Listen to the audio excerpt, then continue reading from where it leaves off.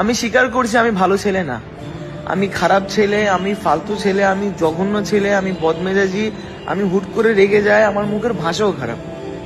কিন্তু বিশ্বাস করো, আমার না মনটা খারাপ না। আমি না মানুষকে সহজে দুঃখ দিতে পারি না।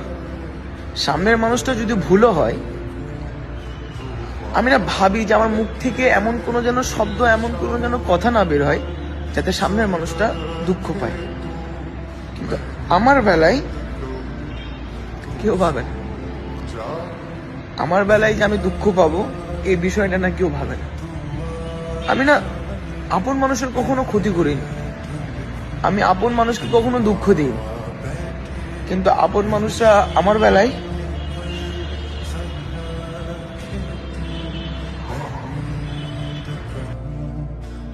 বেলায় না ভাবিনি দুঃখ দেওয়ার সময়। হিসাবের বাইরে ক্ষতি করেছে,